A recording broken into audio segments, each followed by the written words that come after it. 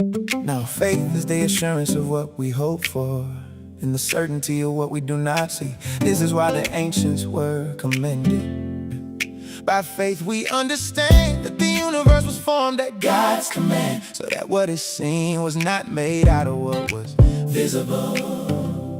By faith Abel offered God a better sacrifice than Cain did. By faith he was commended as righteous when God gave approval to his gifts. And by faith he still speaks even though he is dead. By faith Enoch was taken up so that he did not see death. He could not be found because God had taken him away. For before he was taken, he was commended as one who pleased God. And without faith it is impossible to please God. For anyone who approaches him must believe that he exists, and that he rewards those who earnestly seek him. By faith Noah warned about things not yet seen. In godly fear built an ark to save his family. By faith he condemned the world and became heir of the righteousness that comes by faith. By faith Abraham, when called to go to a place he would later receive as his inheritance, obeyed and went without knowing where he was going. By faith he dwelt in the promised land as a stranger in a foreign country. He lived in tents, as did Isaac and Jacob, who were heirs with him of the same promise. For he was looking forward to the city with foundations, whose architect and builder is God. By faith Sarah, even though she was barren and beyond the proper age, was unable to conceive a child, because she considered him faithful who had promised.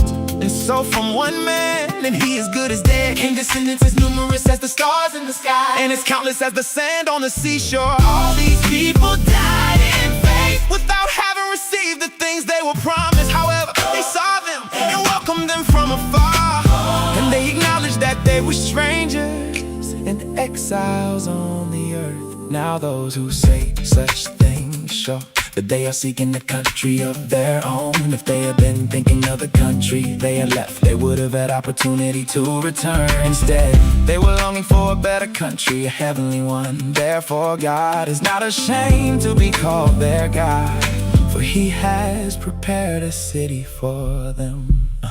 By faith Abraham, when he was tested, offered up Isaac on the altar. He who had received the promises was ready to offer his one and only son, even though God had said to him, through Isaac your offspring will be reckoned.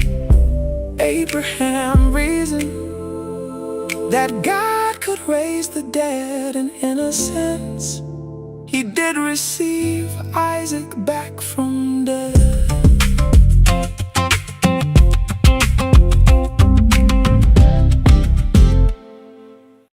Welcome to Wednesday Night's Bible Study. My name is Philip Brand, and this is Josh Gupton. He is one of our deacons here at the church, and he also is a chaplain at a local funeral home, Lambert Funeral Home. And so I'm excited about you teaching tonight, Josh. Thank you. Yeah. So how would you like to start? First, I think many people don't know this chapter of Hebrews will be Hebrews 11. Yeah, Hebrews 11. And some call it the Hall of Faith. Yes, they do. Yeah. And Philip, I want to ask you a question. Oh, okay. So this talks about our Old Testament of some of the faith, people of our faith. Mm-hmm. If you could even list 5 besides Jesus. Besides Jesus. In the whole Bible, who would be your number in my Hall of Faith? Well, Philip in Acts. He's my go-to. Yeah, so I'll have to start with him, Philip in Acts. But I, so you want me to list 5? You can list even 3. Oh, yeah, you're dumbing it down for everybody. I have been working on a sermon series on the life of Peter for next year, and I've really fallen in love with Peter. He wasn't on my top 5 until here recently. Not that I didn't like him, but he's a pretty remarkable character. There is a little character in Ecclesiastes, and it's a man that has wisdom that is unnamed, and he saves a whole city. That's one of my favorite people in the Bible. It's an obscure passage, Yeah. but a man of wisdom saves a whole city. I think he is awesome. Of course, I love Joseph. Mm-hmm. The story of Joseph. Oh yeah, that's what would be one of mine. Yeah, and then Jeremiah. Mm-hmm. Jeremiah, the weeping prophet. When I was little, and in Sunday school, there was some Sunday school teachers that made the book of Jeremiah come alive for little kids. Mm-hmm. Now, if you've ever read through that book, you're going to be like, how did they do that? Well, they talked about all the creative stuff that he did. Yeah. And it stuck with me. Like, I still remember those lessons today, like they just taught them yesterday. Yeah. Yeah, so Jeremiah. So now we're up to 4, right? And the last one, Nehemiah. Oh, well, I don't know. I kind of like Daniel too. Yeah. But Nehemiah building the wall and Daniel, it had to be a tie between those two. Yeah. Yeah, that I think about, of our, just even listen 5 and, as Christians, definitely new believers, we tend to go more to the New Testament than the Old Testament, definitely the Gospels. Yeah. And so, like, most people would sometimes come up Peter, some come with Paul. Right. And, I think I go more towards Peter and just because, like, how, like, he came, started the church and all that. But then Joseph, I really, even as a little child, like, I loved him because the trials he went through. And then, we'll go through that. Like, he's actually one of the characters we talk tonight. But his trials, like, he went through and he still showed his faith. Yeah. Yeah. As we get into tonight, tonight we will be talking about faith. Yeah, we will. And then, so our first verse, it says, now faith is the assurance of things hoped for, the conviction of things not seen. So we think about, it kind of defines what faith is. The assurance of things hoped for, not seen. And, as believers, a lot of times we want things now. Yeah. And, like, why can't it now? Our patience goes down on us. And, and a lot of times we don't see it. Right. And our some of these characters we will talk about tonight, some of them didn't ever see it. Right. Things that they hoped for and never saw, or some of them that God told them and they just went ahead and did it, just hoping and that He would do that. And I think about, even like us two, having the faith in Him. Like when God called you in ministry. Yeah. When you had the faith, He was going to, use you in ministry, and you didn't know what that was going to look like. Yeah, I definitely didn't know I was be here. Yeah. Yeah. And then I even look at my ministry, like when I was 17 and at a junior in high school, God called me in ministry. My ministry, I thought, was going to be a pastor of a church, and at the time, probably I was thinking a youth pastor, and I didn't see where He would take me now. I mean, He still uses me in the same directions, but not the way I thought. Right. But He has a bigger picture for us. Yeah, He does. Yeah, that's good. Yeah. And so the second is for by it the people of old received their commendations. So you think of the leaders of our faith, and so we can be condemned or commended. Yeah.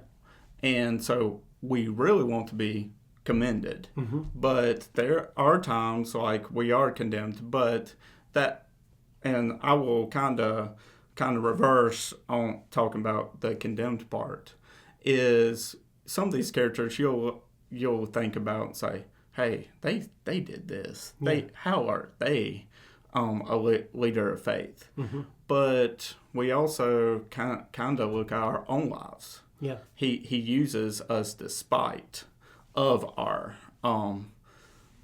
mistakes. Yeah, he does. And so he does commend us. Mm-hmm.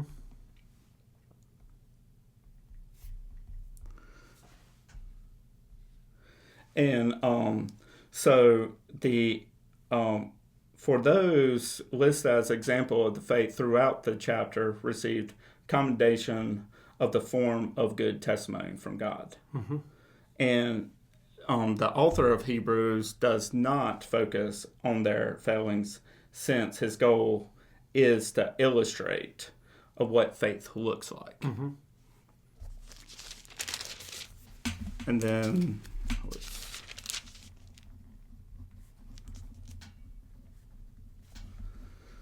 then verse 3 says, by faith we understand that the universe was created by the Word of God. So what is seen was not made out of things that are visible. So verse 3 indicates, and this is an interesting part, it indicates as Christians, we can embrace the worldview through faith in the Word of God. Yeah. So, in today's society, mm-hmm. You hear the different ways of the worldviews of how this world started. Yeah. And, none of us saw it. Right. I've always thought, and I've heard many people say, it takes more faith to not believe into the science. Well, it takes more faith to believe in a Big Bang mm-hmm. than it does a Creator God. Yeah. Yeah. Yeah. And, we weren't, so we were not eyewitnesses to creation. Simply put, we were not there to experience it. We can affirm the divine creation of cosmos because of the faith we received from Scripture. Yeah. Yeah. And, as we think about creation, and, we will hit about the flood in a little bit. Mm-hmm. But, even you think about the flood happening, mm-hmm. You think about how this some stuff to this day was a cause because of the flood. Yeah. In our world system. Sure. So then, so now we start in verse 4, we start hitting some examples mm-hmm. of faith. First is Abel. And then it says, by faith, Abel offered to God a more acceptable sacrifice than Cain, through which he was commended as righteous. God commended him by accepting the gifts, and through his faith, though he died, he still speaks. By faith, I'll stop there before we go into Enoch. Abel's sacrifice was accepted God, but Cain's was not. Mm-hmm. And, and we know that story, Cain ended up killing Abel. Mm-hmm. And so Cain brought jealousy. But, Abel was commended as righteous. The acceptance of the offering was evidence of God's acceptance of the person, mm-hmm. not of the gift he gave us. Mm-hmm. And so sometimes, we get so highly focused on the gifts we can give him. Yeah. And not, but God wants to focus on the heart. Yeah, so this verse right here, by faith, Abel offered God a more acceptable sacrifice. Cain's sacrifice was not by faith, or it mm-hmm. would say it. He would be in Hebrews chapter 11. Yeah. So whatever he offered wasn't because of faith, it was because of something else. Mm-hmm. And so there are always people that will do things because they're faithful, mm-hmm. and then there's people that will always do things because they're not faithful. Yeah. Yeah.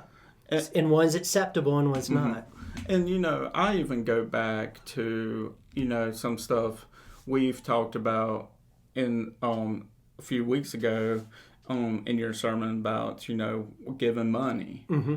And, even as Christians, tithing, sometimes that can be an idol. Say, I'm giving this much to God, but are you really doing that with the heart of giving? Right.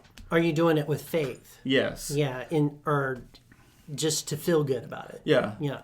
And then I'm going to kind of hit this.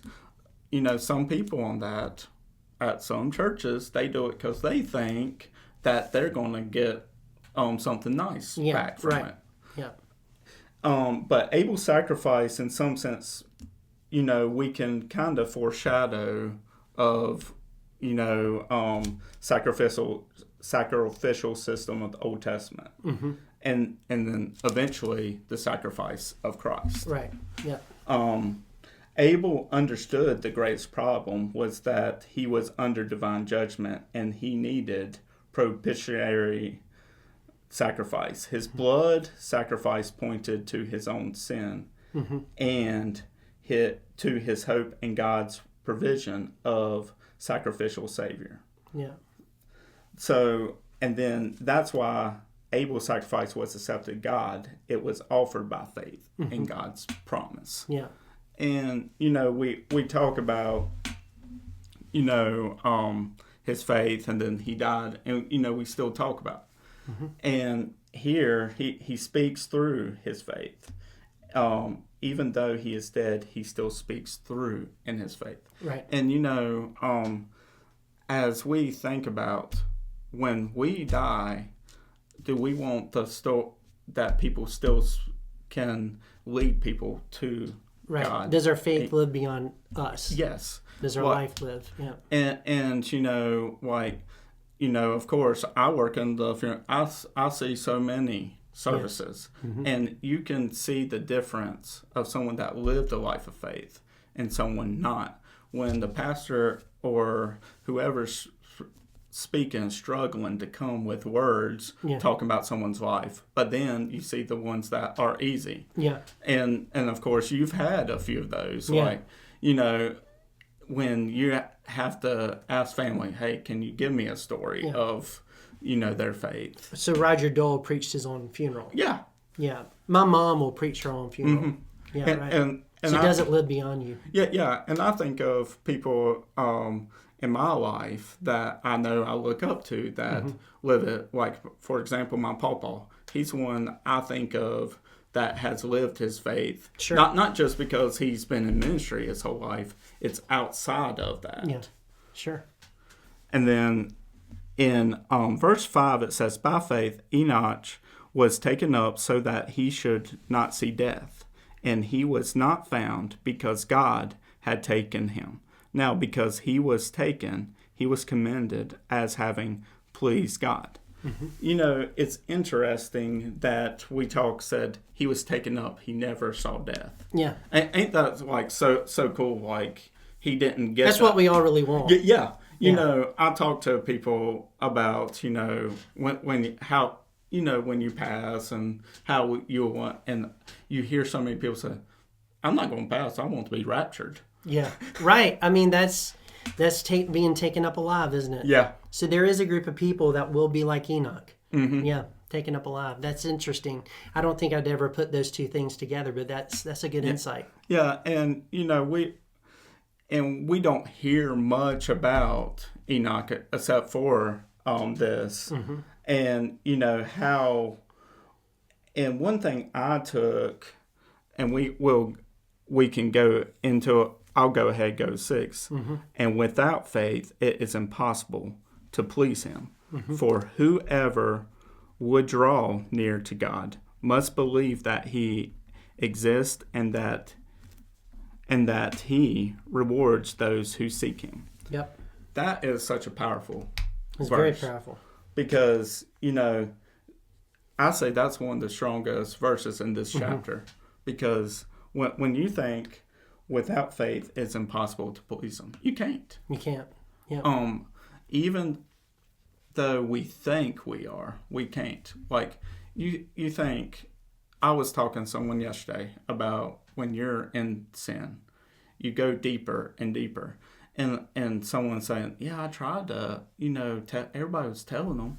I said, but when you're in sin, you can't listen to go the right way. Right. Because you're blinders. Satan's taken a hold of your heart during that time. Yeah. And I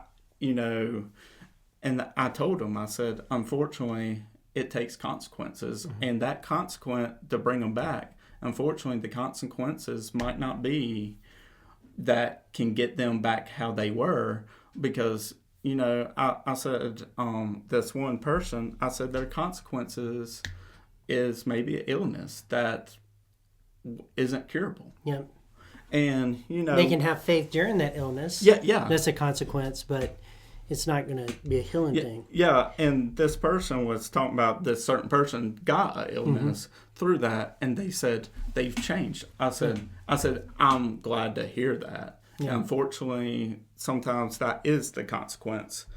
And, it is difficult to, have that faith. But then the second part of the verse,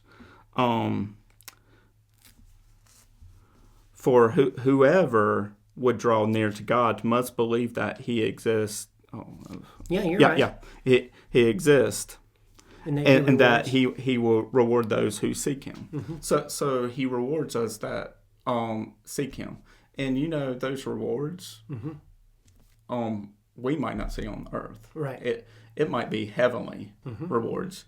I always think about, listen to that second part, the heavenly rewards. I remember growing up to a song called Thank You. Yeah. And, that gives you a true picture of, and we don't do it because of people coming up to us say thank you, but you hope you can, some of the stuff we do, we might not see. You're hopeful that one day when you get to heaven, somebody's going to walk up to you and say, hey, thank you because you made a difference and got me here. Yeah. Yeah. What you said led me to Christ so I could get here. Yeah. and That's faith. Yeah. And that, some of the stuff we do on faith, it might be someone on the other across the world. Because I had a professor when I went to Liberty. He said his grandma gave maybe $50 a month to Jerry Falwell's for a long time, and because she saw he had something planned, and she said, not knowing years later I would be going to that college and then eventually being professor there. Yeah, and then he said if she could see the faith she put then now. What it is now. Yeah, she put faith in something she didn't see coming. Yeah. And she never saw it, which is part of Hebrews, right? Yeah. Hebrews 11, as well. So what about Noah? So, by faith, Noah, being warned by God concerning events yet unseen, in reverent fear constructed an ark for saving of his household. By that, he condemned the world and became an heir of righteousness that comes by faith. So think about Noah.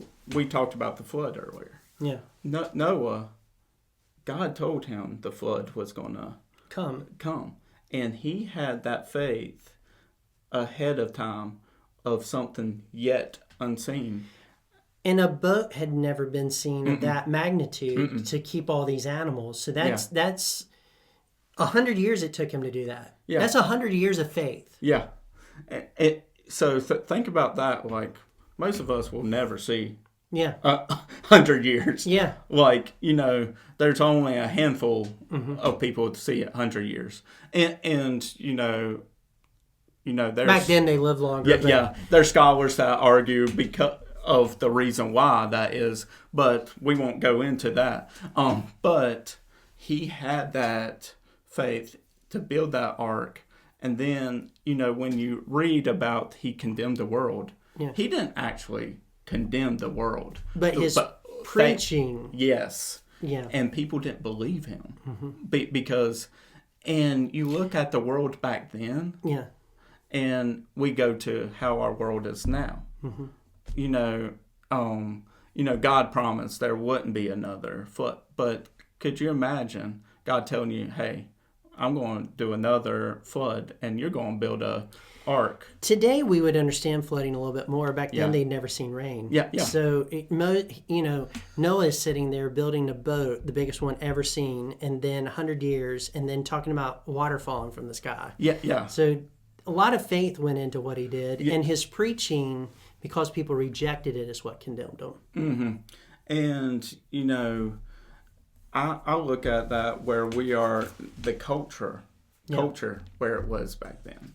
Yeah. And they were, it was such a sinful nature. And I hear people all the time say, "I can't believe this world now." It could be worse. Yeah. And that's why I always tell people, I say, It could be worse. I say, let's go back to how it was then. It was bad in Noah's day. And that's, like you said, that's how he condemned them. Yeah. Because he God didn't put him on the pedestal of a judge. But, sometimes we're not condemning people. We're not judging. But sometimes God's put the word in our mouths to speak to somebody else. Put it in the heart and say, "Hey, they're not listening. Maybe can you speak to them on my behalf?" And sometimes that's what it takes. Mm-hmm. And then unfortunately, these people didn't listen, and he took them out. So now we're at Abraham, right? Yes, and Abraham really takes up a lot. He does. Yeah. A lot. Do you want me to read it? Yeah, you can. Yeah. By faith, Abraham obeyed when he was called to go out to a place that he was to receive as an inheritance. And he went out not knowing where he was going. By faith, he went to live in the land of promise, as in a foreign land, living in tents with Isaac and Jacob, heirs with him of the same promise. For he was looking forward to a city that has foundations, whose designer and builder is God. So God called the first part with Abraham. Yeah. He called him to leave his land. He did. Yeah. And and to eventually go to a place the promised land. Mm-hmm. But you think about him, he wasn't just looking at the promised land. He was looking at the future. Yeah. And for not just for him, but for generations. Yeah. His heirs. Mm-hmm. And it talks about in here that he was yearning for a heavenly city. Yeah. And he knew about heaven. Yeah. So how did he know? Him and God must have really been talking. Yeah, before John. Yeah. And that made me think about Revelations 21. Yeah. We talk about the heavenly city. Yeah. And Abraham, he had that yearning for him. And you do go through his generations, the heirs he had, but he had the faith, the strong faith of I look at him as someone you would want him to be your grandpa. Yeah, that's right. Because he had the wisdom Yeah. to help through the hard times, And he stuck with it. Yeah. Right. And then there's this kid that he's promised. Mm-hmm. And that's what leads you to verse 11, right? Yeah. By faith, Sarah herself received power to conceive even when she was past age, since she was considered him faithful who had promised.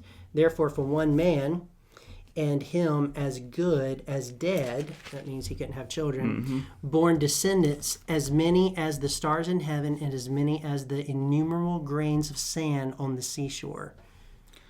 So you think about that, they say he was about maybe 100 years old and she was 90 years old. Yeah. So, that is inhuman impossible. So to bring everybody up to speed, that's different than Noah, who their lifespan was in, 800, 600, that range of time. Yeah. After the flood, it's 125 days. Yeah. Or 140 as we see, because it progresses down. So they were really old, and, menopause was already done. Yeah. Yeah. And, you think about it, when it says she referred to the power to conceive offspring, she was not just praying for conception because she was desperately wanted children. Yeah. She was praying because she wanted to be in the line that God promised Right. Abraham. Because let's go back to when we were little kids. Yeah. Abraham had, and he's going to have many nations. And she was wanting to be a part of that promise. And she knew she was. Yeah. And, of course, we won't go into the other part of the story that she was so desperate that her maid... Yeah, sure. Because in this passage of Scripture in Hebrews has already set this up. Yeah. That God has saved us, and He's remembering the good. Yeah. And not remembering the bad. So in Hebrews, we're not talking about their weaknesses. We're talking about their who they strengths. are in Christ because of their faith. Yeah, and that's the, I like how you said that, how Hebrews does talk about that, because as humans, we go to We our just weaknesses. cannot lay down people's faults. No, we can't. Yeah, but God does, and that's the beauty of salvation. Yeah, and then, as we end this verse, I look at the end of it. Because of her faith, she was credited and rewarded. Yeah. And, so on this one, faith looks like a 100-year-old man and a 90-year-old woman. Believing that they can have children. Yeah. And that child will bring them to a big nation. Mm-hmm. Yeah. Yeah, 13 says, these all died in faith, not having received the things promised. She never saw these people. But having seen them and greeted them from afar, and having acknowledged that they were strangers and exiles on earth. For people who speak thus make it clear that they are seeking a homeland, back to the heaven thing, right? If they had been thinking of that land from which they had gone out, they would have had an opportunity to return. But as it is, they desire a better country, that is a heavenly one. Therefore, God is not ashamed to be called their God, for He has prepared for them a city. And then that city goes back to the, as I look at it, the heavenly city. And what you said before about Revelation chapter 21. Yeah. Yeah. So they died in faith. They were faithful through their death. And then like Abraham and Sarah especially exemplified this call to the promised land. Yeah. And we go back through this that they merely embraced these promises while nomadically in a land not wholly theirs, where they had just one son together, strangers and exiles on this earth. And, to be honest, I like that part, strangers and exiles on this earth, because we are strangers on this earth. This is not our home. Yeah, God has called us to a city that's greater. Yeah, and I always like the great Billy Graham said, when I die, don't believe anyone, because I'm more alive than I ever have been. I've just changed residence. Yeah, and it's true. Like, and then I had a youth leader always said this. He said, "Us Christians, this is the closest to hell we will reach. Right. Unbelievers, this closest to heaven they'll reach." Yeah, Big Daddy Weave in an early album that they had said, when I die, I'm just changing neighborhoods, which is the same thing Billy Graham is saying. Yeah. And the same thing that Abraham was looking at here. Yeah. But, you're right. Abraham's long, because verse 17, by faith Abraham, when he was tested, offered up Isaac. And he who had received the promises was in the act of offering up his only son, of whom it was said, through Isaac shall your offspring be named. So he's going to kill the very offspring that's supposed to make him a big nation, right? He considered that God was able even to raise him from the dead, from which, figuratively speaking, he did receive him back. So with Isaac, and going to that first part, with you having a son, I can't really go into that yet. But so if God told you to sacrifice Quinn, how would you? I have no idea. I'm not sure that Quinn would go along with it. You know, so I might go along with it, but I'm not sure that Quinn would carry the stuff that was needed for the sacrifice, right? And allow me to tie him up on, I don't think Quinn would allow that to happen. Yeah, he would run. Yeah. So you have really two people, Isaac was faithful, and as well as Abraham. And you got to think what Sarah was thinking too, like saying, you're about to sacrifice our... She may not have known. Yeah, and that's probably true too, because... Mama would have probably protected the boy. Yeah. But I think that's why the very next verse says, by faith Isaac invoked the future blessings on Jacob and Esau. It's dual, right? Yeah. By faith Isaac, who had the faith to go up the mountain with his dad, remembered all of that and then passed it on to his two boys. Yeah. And, of course, you look into theology. Yeah. A lot of pastors will bring this into the ultimate sacrifice of God sending his son. His only son, right. To for our sins. Because that was a picture of it, right? Yeah. Because because back then the animals were the sacrifice. Yeah, and so we like to think, because it makes us feel good, that Golgotha is on the same mountain that Abraham. There's no way to prove that. Yeah. But at the same spot, Golgotha is the same place that Abraham offered up his sacrifice, and God is a God that would do that. Yeah. And it is kind of cool to think about, but it's definitely a picture of Jesus and God's only son being sacrificed. Yeah, and I look at too, going back about Isaac, I always have thought, what was he thinking? Like, saying, my dad's going to He's going to do what? God, are you sure you heard God right? Yeah. He's going to kill me? I'm not sure about that. Yeah, because, and then, going to, back to Jesus, about being the ultimate sacrifice. If we don't remember, on the cross, he said, if this cup could pass in the prayer. Yeah. In the Garden of Gethsemane. Yeah. If you could do it any other way, because he, at those moments, he was thinking. It makes you wonder if Isaac was praying the same prayer as he was tied up on the thing, Yeah.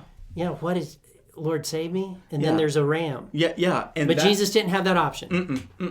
And you think about it, Isaac and both Abraham believed that ram would show up. Yeah. And, I'm not sure I would have that much faith. Like, Abraham does say God will provide a lamb, and Isaac just kept on trucking up the mountain with the wood he was going to be tied to. Yeah. That's pretty manly. Yeah. Isaac. Yeah. Yeah. Verse 21 says, by faith Jacob, when dying, blessed each of the sons of Joseph, bowing in worship over the head of his staff. By faith, Joseph, at the end of his life, made mention of the exodus of the Israelites and gave directions concerning his brothers. So let's talk about Joseph a little bit. The life he went through, the trials he went through, like his own brothers betrayed him. Yes, sold him. And he stayed faithful. And then he ended up at Potiphar, the main head over, and his wife tried to, and he didn't ever go into those situations. And then, of course, she betrayed him by lying to him, and then he ended up a slave, and the head over everybody. And, and then eventually, the dreams happened to help. And, I think about Joseph, all those trials he went through, he never say, woe is me. No. He never said, God, what are you doing? he stayed faithful through those. And I think about us, like when we're going through those trials we go through, or if we're in a situation like that job that you really don't want, but this is the only way I'm going to be able to provide for my family. You stay faithful during those times, because not saying I'm not saying he's going to take you out of that situation, but eventually when you stay faithful, he might take you out of that situation. Yeah, but Joseph had also the foresight for that city in the promised land, right? Because he wants his bones to be taken back to be buried in the promised land. Yeah, I've thought about maybe when I die, maybe I want my ashes to be in Jerusalem, so I'm at the center of the moment when the rapture happens. I'm already there. And you think, don't have to get a plane ticket. And so you think about that, like he had that vision already, and he didn't get to see it. Like he it was 400 years later, really 440. So you think about it, that Abraham was his great grandfather. Yeah. And so it's going through the generations. Yeah. And I think about, like, we all, like, you start now bringing that faith into your children. And if continually teaching them how to live by faith. Yeah. Because it can go generations to generations. Because always the biggest thing I pray for, like, when a kid is, born, pray for their salvation. Our nieces and nephews. And you might not see it, but at least you're praying for it. Yeah. Our nieces and nephews, we pray for their salvation as soon as they're born.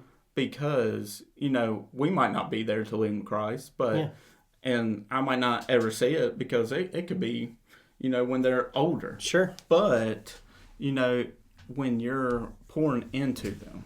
Yeah. So we're at Moses now, right? So by faith, Moses, when he was born, was hidden for 3 months by his parents because they saw that the child was beautiful and they were not afraid of the king's edict. That's faith. By faith, Moses, when he was grown up, refused to be called the son of Pharaoh's daughter, choosing rather to be mistreated with the people of God than to enjoy the fleeting pleasures of sin. So he fled from sin as well.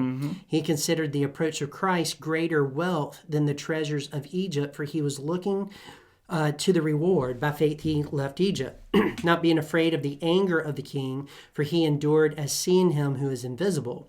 By faith he kept the Passover and sprinkled the blood, so that the destroyer of the firstborn might not touch them. So unpack those verses for us. So first of all, it goes to we talk about his parents. So like Moses, they thought of him as beautiful.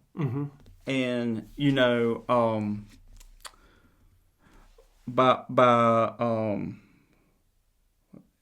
see where. So the parents of Moses preserved his life in hope of beautiful. And beautiful really meant of the city, of his true calling of leading them back to Israel, getting them out of slavery. To the promised land, yeah. And unfortunately, as we know, he never got to see the promised land either. And he got to look at it right before God took him up. Yeah. And buried his body. Yeah. Yeah, not like Enoch. Yeah. Enoch was special. Yeah. And then he he could have chose easily the great life. Yeah. Of the treasure and everything, but he chose a life in slavery, a life that was not, but he fled from sin because of it. And how many of us it takes that strong, like, when you have that, a chance of having the pleasure of a great life compared to a life Moses ended up having. How many of us would have picked door A over B? Right. Right. Right. So we are running out of time. So let me try to help us get to an end. Is that okay? Okay, yeah. Is that cool? Yeah. Because you've done a great job, but you had 40 verses, and that would have been a minute a verse. Yeah. You know what I'm saying? Yeah. And this has been very good. You did great. But let's jump all the way to the end, if you don't mind, to verse 35 and following. It says, "Women received back their dead by resurrection. Some were tortured." So tortured, refusing to accept release so that they might rise again to a better life. Others suffered mocking and flogging and even chains and imprisonment. They were stoned, were sawn in two, and they were killed with the sword, and they went out in skins of sheep and goats, destitute, afflicted, mistreated, of whom the world, now this is the key phrase, was not worthy, wandering about in the deserts and mountains and in dens and in caves of the earth. This is saying that the world despised them, but they were not worthy of the people that were despising them. Yeah. They're not worthy of the world. So what makes them not worthy of the world? I think the big thing is that they had a bigger plan. Okay. We go back, as I say, not worthy of the world. We really are not worthy. Of the world, right? Because our future is the going back of the heavenly city. Yeah, that's right. We also are bought with the blood of Christ, which makes us not worthy of the world. But in this passage, it's like that faith that you have in God is what separates you from the world. Yeah. And the world can despise you all they want to, make you feel like you're a second-rate citizen, but you're not. Yeah. You're not even supposed to be here. You mentioned earlier about Abraham saying that this wasn't his home and he's looking for a holy city. Yeah. Well, we're worthy of the holy city. Yeah. We're just we can live above the sin that is here right now. Does that make sense? Yeah. And I think about that here.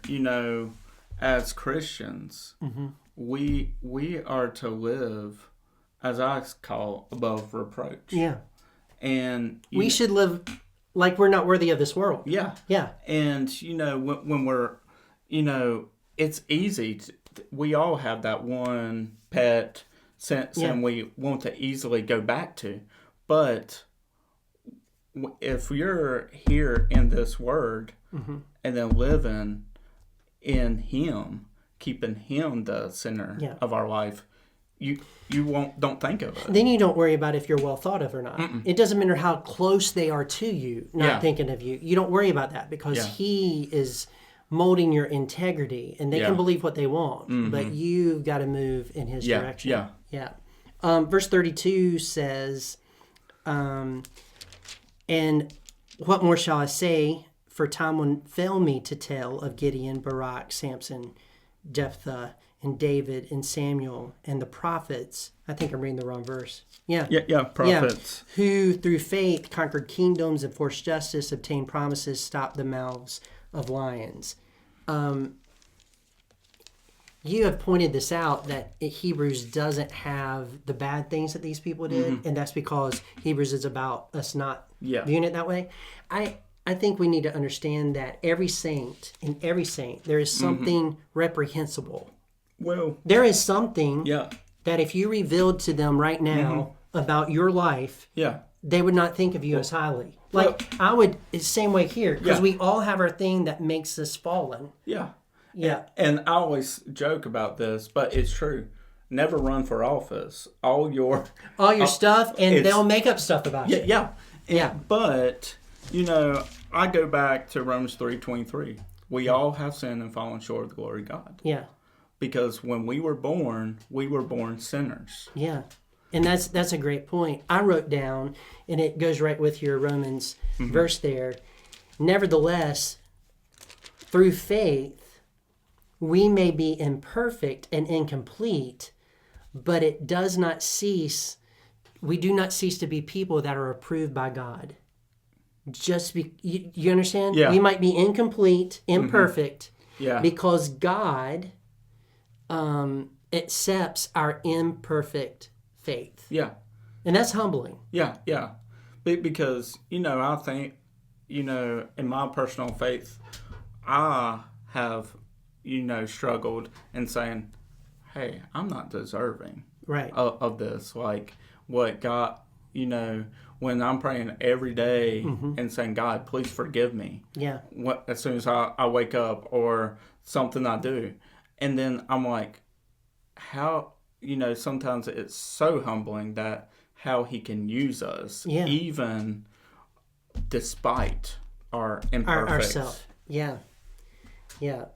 So, verse 27 says, by faith he left Egypt, not being afraid of the anger of the king, for he endured as seeing him who is invisible. His eyes were fixed on Jesus. That is a determined choice. Yeah. He was looking away from one object, that word means, to another. Yeah. So the thoughts on fixing your eyes on Jesus and making that decision. How easy is that for you? It's hard. Yeah. In the world we have now. Yeah. I look at it, me and someone were talking, they said, I don't understand people nowadays. Yeah. And I said, well, I think the problem now with us, we have so much right at our hands. Fingertips, that's right.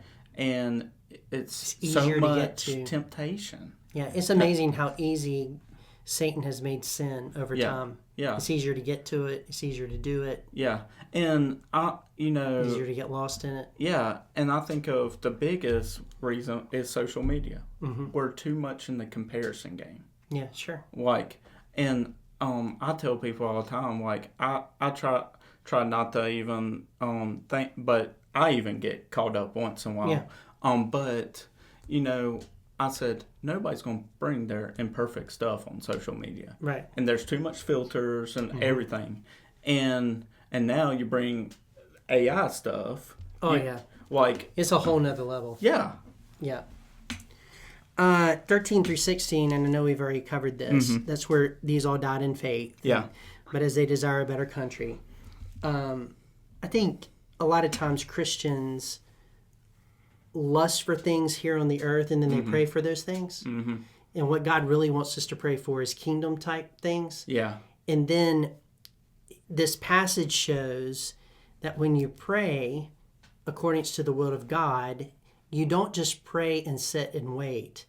Your legs become a part of that answer to prayer. Even though you'll never see what is promised, you still live as if it's going to happen. Yeah. And you do something. You don't just wait and watch. Yeah. We have too many spectator Christians. Yeah. Too many Christians asking for stuff that they need rather than what God is trying to do. Yeah, yeah. And I always put that towards God is not Santa Claus. Right. He's not. And I think too many Christians treat him like that. Like that.